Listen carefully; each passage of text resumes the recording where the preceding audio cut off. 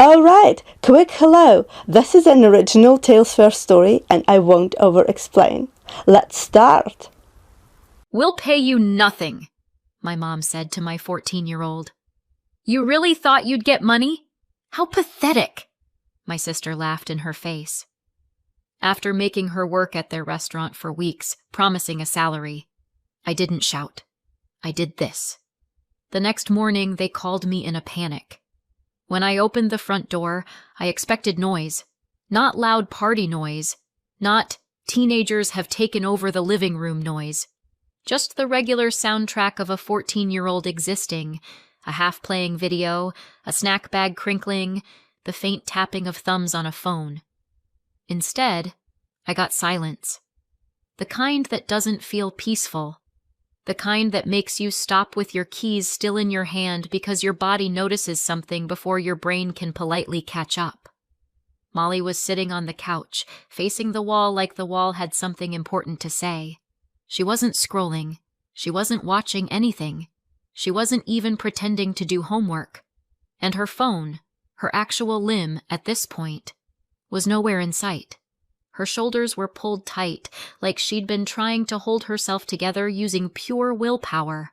Her eyes looked swollen. Not dramatic, not theatrical, just used. I set my bag down slowly, like sudden movements might scare the truth back into hiding. "Hey," I said, as gently as I could. "Honey, what's going on?" Molly blinked like she'd forgotten she had to function in a world with people. Then she did what kids do when they're trying to protect you from a problem they don't know how to explain. "Nothing." It was too quick, too flat, like someone had handed her the line and she was repeating it because she didn't have anything else. I didn't push. Not yet. I sat beside her, close enough to be there, not so close it felt like a trap. "Okay," I said. "I'm right here. Take your time." She tried to keep it together. Her jaw tightened, her breath went thin, her eyes shone again. Then it broke through anyway. Her face crumpled, and the words spilled out like they'd been trapped inside her. "They said, they're not gonna pay me." The sentence hit me wrong. Not because I didn't understand the words, because my brain refused to believe they could be arranged like that and still be real. "Not pay you?" I repeated, carefully, like the phrase might change if I said it slower. "What do you mean, not pay you?" Molly swallowed, eyes fixed on her hands. "Grandma," she said, voice breaking. "And Aunt Brielle." My stomach dropped. Not in the "I didn't know you were working there" way. I knew. Of course I knew. It had been part of the first month of summer break. The schedule, the shifts, the proud little "I've got this mom" energy Molly had been carrying around. But "they're not gonna pay me" didn't fit into reality. Not the reality I lived in. Not with family. Not with a kid. "They're just late," I said automatically. "Right? They said later?" Molly's head shook, small and hopeless. She took a breath like she'd been rehearsing this part, like she'd been trying to find a version that would hurt less. "No, I asked last week and they said, later. And then I asked again and they said, later. And then today I asked again." "Today was payday," I said, more to myself than to her. "End of the month." Molly nodded. "I went to them after my shift," she continued.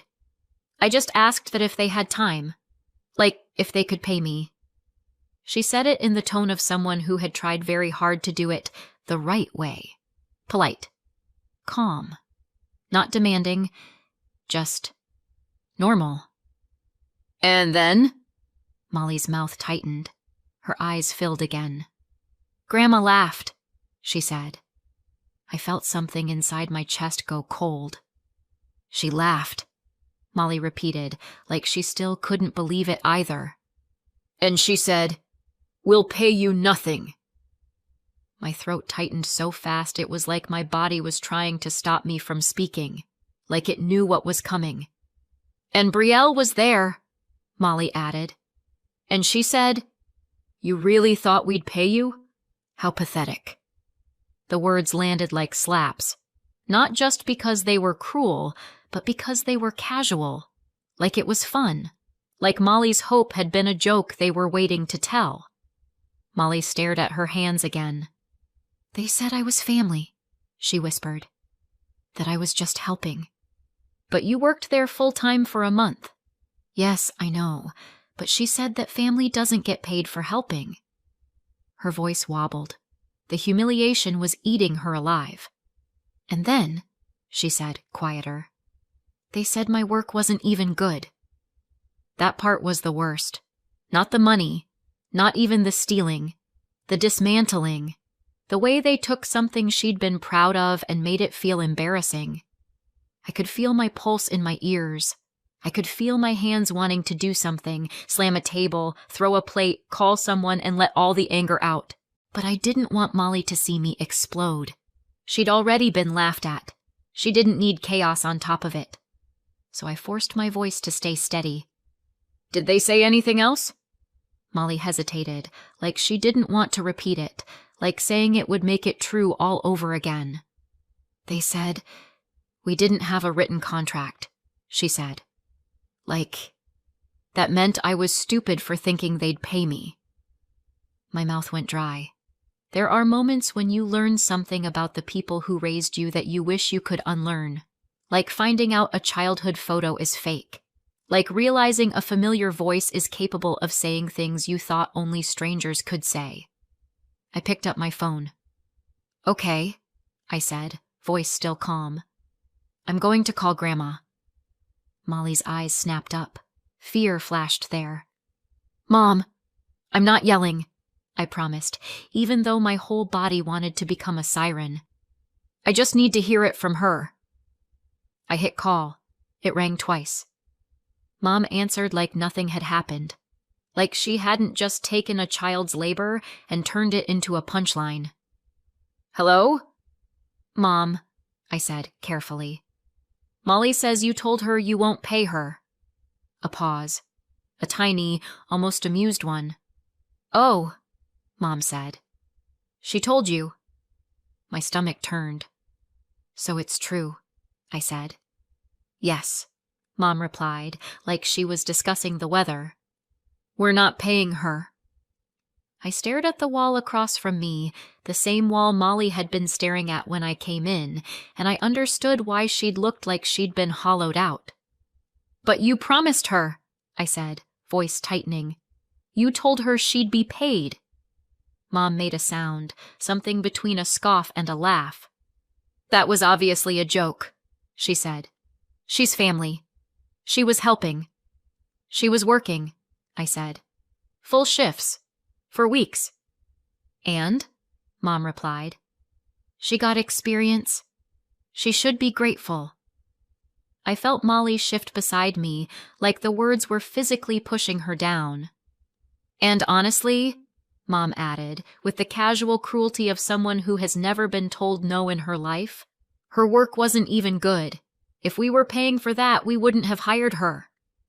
I didn't speak for a second, not because I had nothing to say, but because the anger had reached a level where words felt too small. Then Mom delivered the final little knife like she was proud of it. "We didn't have a contract," she said.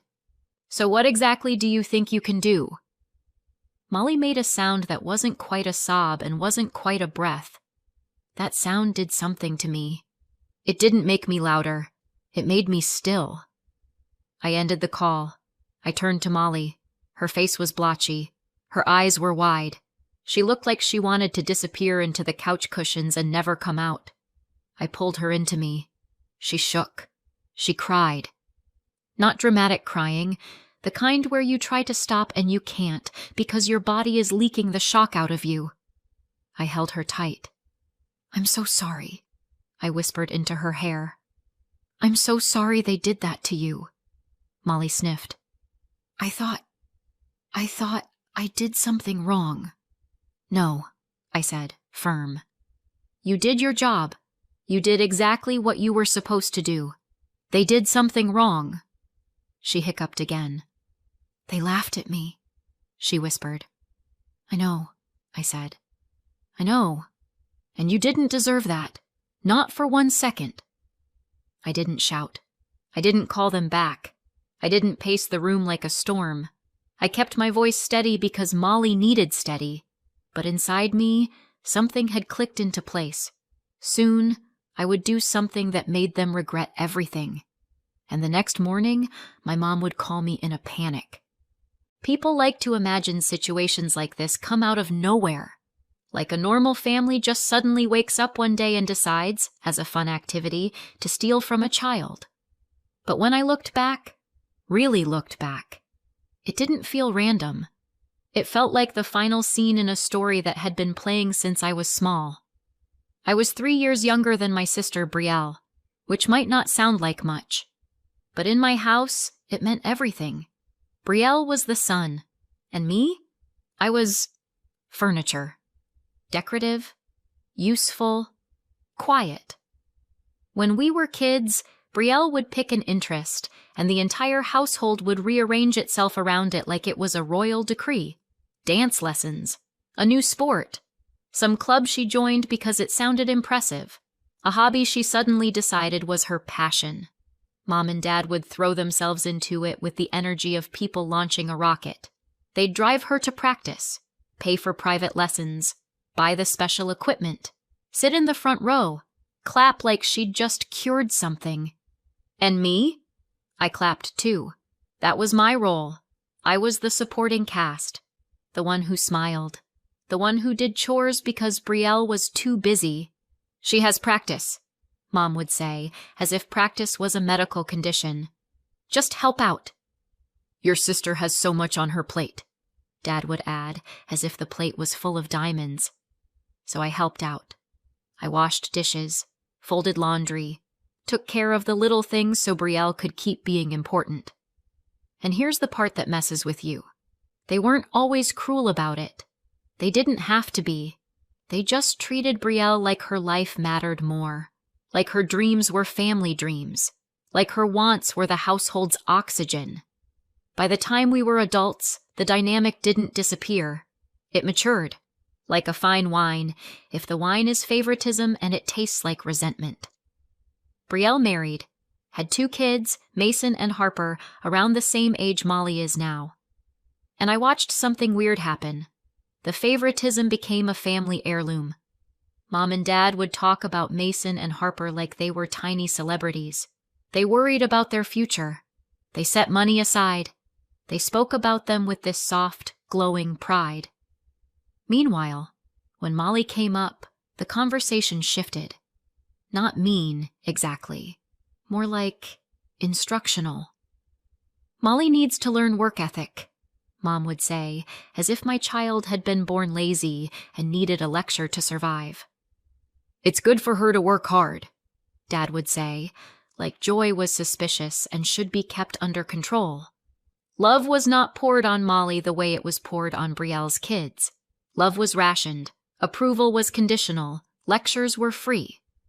Then, a few years ago, Brielle decided her dream was to own a restaurant. Not, I've always wanted this. Not, I've worked toward this.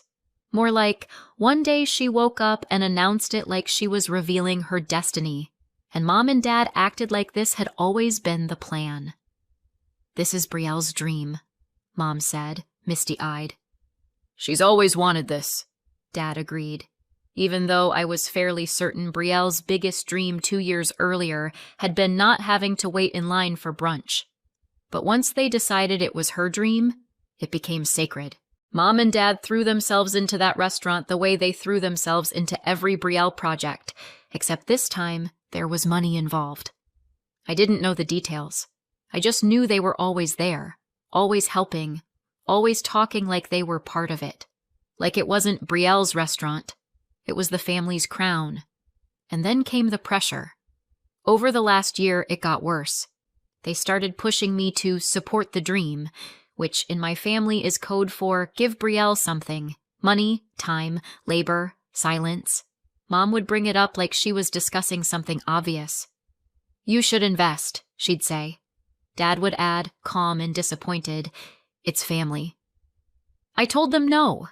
Not because I didn't love my family, not because I wanted them to fail, but because I have a daughter, and I have bills, and I have a college fund that matters more to me than Brielle's newest identity. Also, and this is important, I didn't want to be exploited. They didn't like that. The temperature dropped. The conversations got sharper. Every refusal became evidence of my selfishness. They also wanted free labor.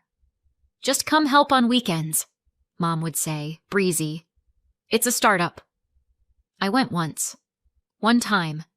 And I remember standing there, watching the chaos, watching the way Mom and Brielle spoke to people like they were disposable, and thinking, I am not becoming part of this machine.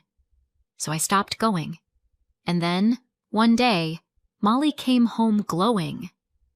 "I got a job," she announced. "What kind of job?" I asked. "At the restaurant," she said, excited. "Aunt Brielle and Grandma offered. They said they'll pay me $14 an hour." $14 an hour. To a 14-year-old. It sounded respectable. Like the kind of thing adults say when they're treating a teenager's labor seriously. Molly was proud. She wanted to earn money for something meaningful. She'd been talking about saving up for a trip tied to her 15th birthday. Not alone, not reckless, just something she cared about, something that made her feel grown. And I wanted to support that. I did have a bad feeling. I knew my family, but I still couldn't imagine that they would do to Molly what they'd done to me my whole life in smaller ways. I couldn't imagine they would cross that line. And then we snapped back into the present, where Molly sat staring at the wall, and that line wasn't just crossed. It had been stomped on. That night, after Molly finally went to bed, the house went quiet in the way houses do when they're holding grief. The lights were off. The dishes were done. Everything looked normal. Except nothing was normal. I sat at the kitchen table staring at nothing, replaying Mom's voice in my head. "We'll pay you nothing," as if my child's labor was a joke, as if humiliation was a teaching tool. I didn't feel dramatic. I felt focused. This didn't get to end as a lesson in being exploited. I was still sitting there when I heard soft footsteps on the hallway floor. Molly appeared in the doorway, clutching her phone like it was a fragile object. Her eyes were red. "I can't sleep," she whispered. I patted the chair next to me. She came over, sat down, and unlocked her phone with shaky fingers. "I want to show you," she said. She started scrolling. Message after message. Shift reminders. "Come in at X." "Can you stay late?" "We need you today." It wasn't vague. It wasn't help out if you can. It was scheduling. Then she stopped. "There," she said, pointing. A message that was basically, $14 per hour. We'll pay you at the end of the month. Underneath it, like a trail of breadcrumbs leading to betrayal, were the other messages. Later. Next week. End of the month. We'll talk. Molly swallowed hard. "And then," she said quietly, when I asked again, they laughed. I took a slow breath. 4 weeks of full-time shifts at the rate they promised isn't pocket change. It's roughly 160 hours, roughly $2,240 owed. It was Molly's time, Molly's sweat, Molly's pride. I looked at her. "Is it okay if I use your phone to document everything?" I asked. Molly nodded immediately. "Yes," she said. "I want it to be real. Not them saying I'm lying."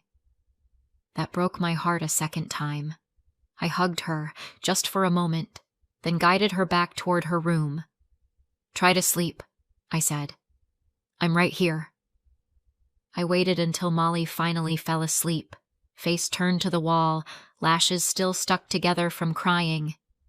Then I went back to the kitchen, opened my laptop, and pulled up the State Labor Department wage claim portal. Not the police, not a lawyer, not a family meeting. The boring, official place where you tell the truth in boxes and hit submit. Molly's phone was next to me, unlocked with her permission. I didn't need to dig. The proof was lined up like they'd prepared it for court. shift texts, come in at 3, stay late, and that one message with the pay promise. The form asked for the worker's name. I typed Molly and her last name. My hands didn't shake, which felt new. Age, 14. Employer, the restaurant. The address, the number. There was a little describe what happened box. I kept it clean. Worked 4 weeks, pay promised, payment delayed, refused. Then I attached the screenshots, just the clearest ones. Click, upload. Done. No speeches. The last page loaded. Big button. Submit. I didn't make a face. I didn't whisper a prayer. I didn't talk myself out of it. I clicked. A confirmation number popped up with a timestamp. I took a screenshot, closed the laptop, and stood there for a second in the quiet. My mom loves family values. So do I. That's why I chose my kid. I stared at the screenshot for a moment. Then I did something I almost never do. I sent one message to my mom. Short. Controlled. No argument. No threats.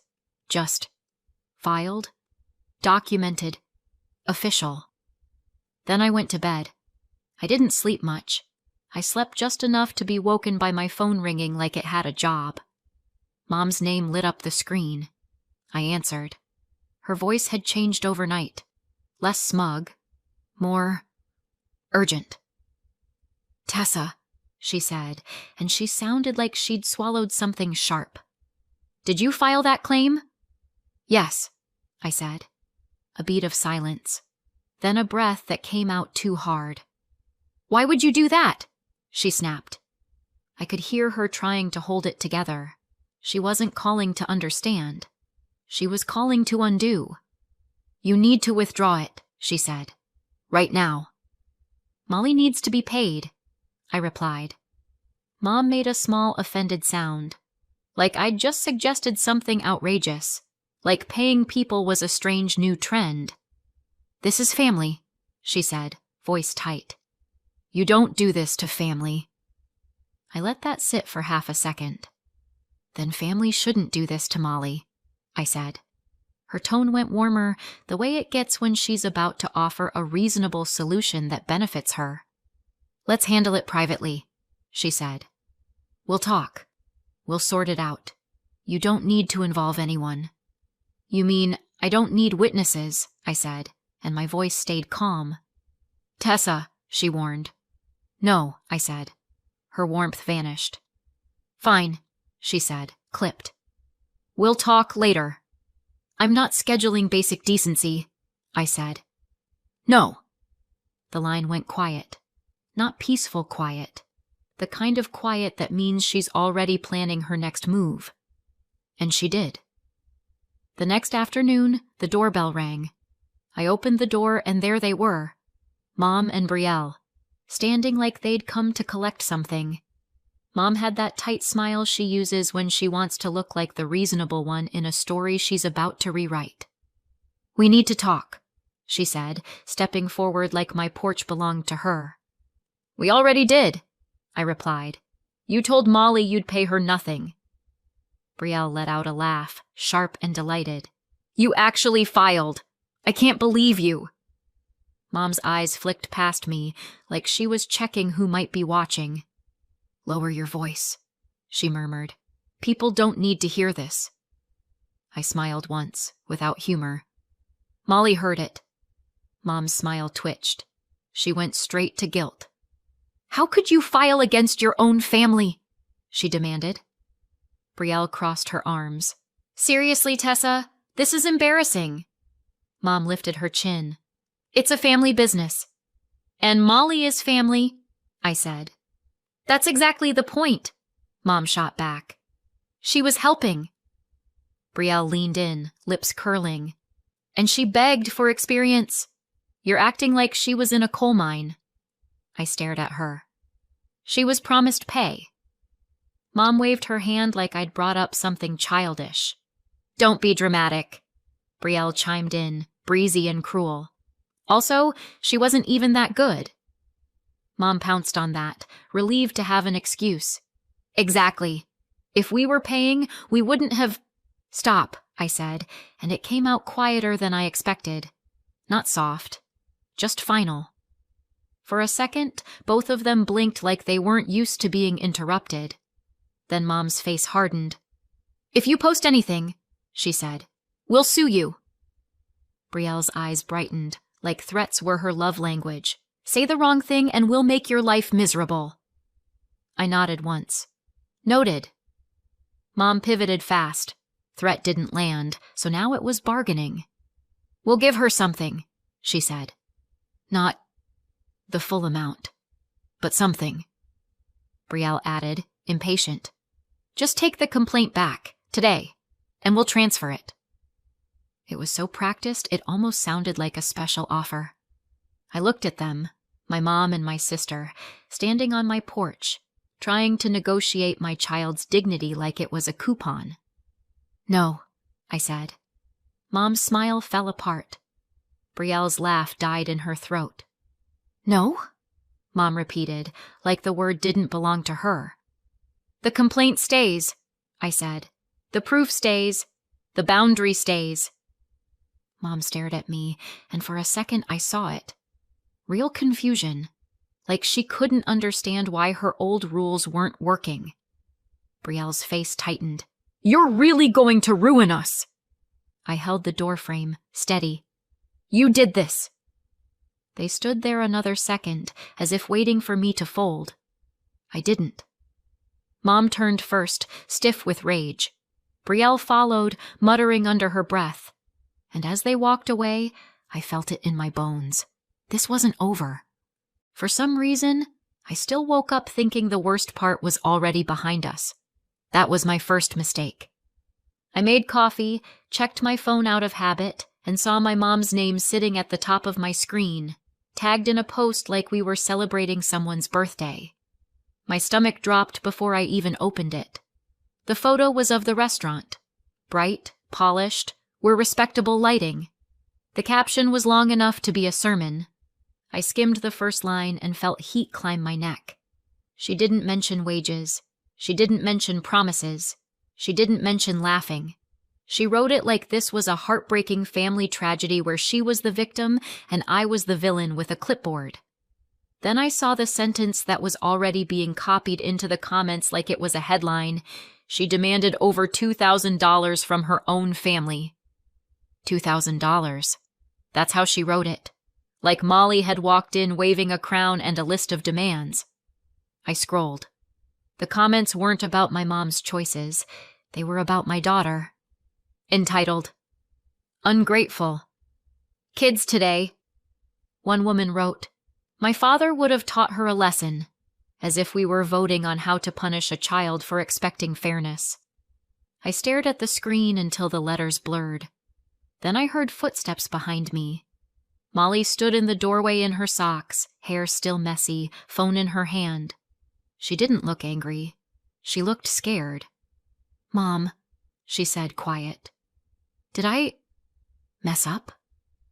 I set my phone down like it was something sharp. No, I said. Her eyes flicked between my face and her screen. Grandma says I begged for experience. I breathed in slowly. You didn't beg. Molly swallowed.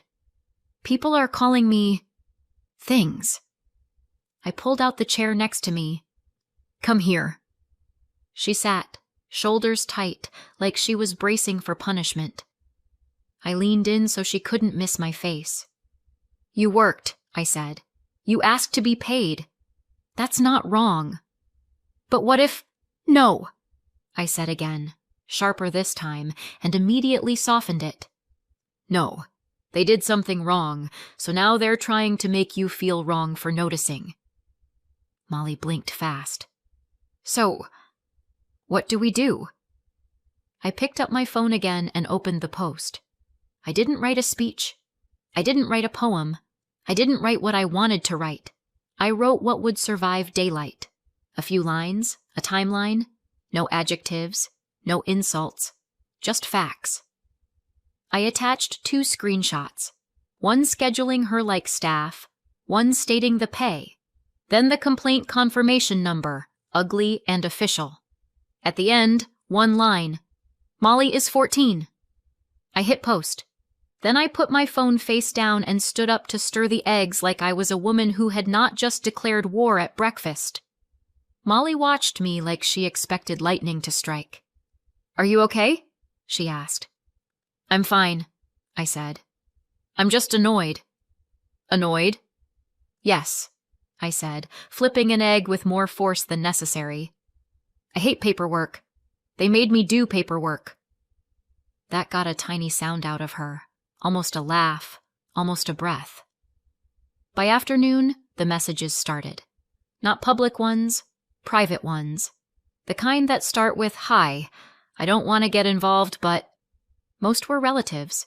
A few were people I barely knew. And then a message came in from a name I didn't recognize. Hannah. "I worked at the restaurant. Can we talk somewhere? Not online?" I stared at it for a long second. My first thought was, today is already full. My second thought was, people don't write like that unless they're nervous. So I replied, "Yes. Where?" We met 2 days later at a cafe across town, midday, ordinary, full of people minding their own business. Hannah arrived like she was late to something important, quick steps, tense shoulders, eyes scanning. She sat down, didn't touch her drink, and started with, "Thank you for meeting me." "Of course," I said. "Are you okay?" She let out a breath. "Not really." She looked at her hands. "I saw your mom's post." I nodded. "And I saw what people were saying about your daughter," she added, jaw tight. "It made me sick." I didn't say anything. I just waited. Hannah glanced up. "I know it's your family." It wasn't a question. It was a warning. "Yes," I said. "Unfortunately." She almost smiled. Almost. Then she leaned forward and dropped it quietly, like she was placing a weight on the table. "The staff are filing a complaint together." I blinked. "Together?" Hannah nodded once. "A group. Current and former." My stomach flipped. She kept going, quick now, like she was afraid she'd lose her nerve. "Hours get shaved. People get told to stay late and then it's not on the check. Tips get weird. Nobody wants to push back because your mom runs that place like it's a kingdom." I felt my mouth go dry. Hannah's voice softened. "And I saw how they treated Molly." I looked up fast. Hannah's voice stayed low, like she still didn't feel safe saying it out loud. "They didn't just not pay her," she said. "They used her. The dirtiest jobs, trash, sticky floors, bathrooms when the line was out the door, and if she looked tired, my sister would laugh and say, 'Welcome to the real world.'" Hannah exhaled. She wasn't allowed to complain. If she asked for a break, they'd act like she was being dramatic. Then Hannah looked straight at me. "Molly's a minor. If you're willing, we want her experience included, with you as her guardian." The cafe suddenly felt too bright. I sat back. "So, you want me to, join?" Hannah nodded. "Yes." I stared at her.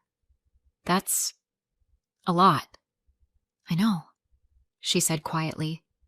"But this is bigger than one paycheck." I thought of my mom's face on my porch, thought of Brielle laughing, thought of Molly asking me if she'd ruined the family. I breathed out. "Okay," I said. "I'll do it." Hannah's shoulders dropped like she'd been holding her breath for weeks. "Thank you," she said, and her voice cracked on the last word. A week passed. Life looked normal from the outside. Lunches packed, laundry folded. Molly went to dance class. And then I walked into the studio to pick her up and saw my mother and Brielle standing there. Too close. Too familiar. Already talking. Molly was between them, eyes wide, face pale. I felt something cold slide down my spine. Mom turned first. Her face had that righteous shine it gets when she thinks she's delivering justice. "There you are!" she said, like I'd kept her waiting. Brielle crossed her arms. Do you have any idea what you've done? Molly's gaze snapped to me like she'd been holding her breath until I arrived. Mom spoke directly to Molly, voice sweet in the way that makes your stomach hurt. This didn't have to happen, she said. We're family. Brielle cut in, sharper. You dragged strangers into this. You dragged the whole business into it. Mom's eyes flicked to me, then back to my daughter. You don't do this to family, she said, calm as a verdict. Molly's lower lip trembled. She looked like she was trying to figure out if she should apologize for existing. I stepped forward and put myself between them and my child. Stop, I said. Mom blinked, offended. We're talking. No, I said, taking Molly's hand. You're cornering her. Brielle scoffed. Oh, please. Molly's fingers tightened around mine like she was grabbing onto a railing. I looked at my mom. You don't get access to her, I said. Not like this. Not anymore. And then the anger cracked. Just for a second. Mom's voice dropped, and her eyes darted like she was suddenly aware of consequences. You have to take it back, she said. Tessa, you have to. Brielle's face went tight. Mom swallowed, and the next words came out smaller. We put the house up as collateral, she said. For the restaurant. If it falls, we lose everything. The room went still. Molly stared at her like she'd just been handed a guilt she couldn't carry. I squeezed Molly's hand, and I kept my voice calm because that's what my daughter needed. You chose that, I said. She didn't. Mom's face hardened again. So you'll just let us lose everything? I looked at her. You didn't pay people, I said. You didn't pay my child. That's what you chose. Brielle opened her mouth, then shut it, because there's no clean argument against pay people for their work. I turned to Molly. Come on, I said, and we walked out. 6 months later, we were still no contact. Mom, Dad, Brielle, all of them. No calls, no family meetings, no surprise visits. After the dance studio stunt, access to Molly was done. The wage complaint didn't resolve in a day. It moved the way real consequences move. Slow, official, unavoidable. We got notices in the mail, a date to show up, and a hearing where nobody cared about family or work experience. They cared about hours, messages, and whether a kid got paid for work. Mom showed up looking furious and confident. She left looking smaller. A few weeks later, the decision came in writing. They owed Molly her wages. Then finally, the payment hit. Molly stared at the deposit notification like it might vanish. Is that mine? She whispered. Every cent, I said. She didn't cheer. She just exhaled like her body had been holding its breath for months. Then she smiled, small, satisfied, and quietly moved money into her trip fund like it was the most normal thing in the world to be paid for your work. After that, things kept unraveling on their side. In our town, the story spread. People don't like employers who stiff workers, and they really don't like adults who do it to a 14-year-old. Staff complaints stacked. Employees quit. Customers stopped showing up. About a year after all of it started, I heard through relatives that my parents had sold their house. They'd tied it to the restaurant, borrowed against it to keep Brielle's dream alive, and when the business failed, the debt didn't. Molly asked me once, "Did we go too far?" "We told the truth," I said. "They chose the rest." Life got quieter after that. Molly got lighter, and I learned something my younger self never would have believed. Cutting them off didn't break our family. It finally protected it. So tell me, did I go too far or not far enough? Let me know in the comments and subscribe for more.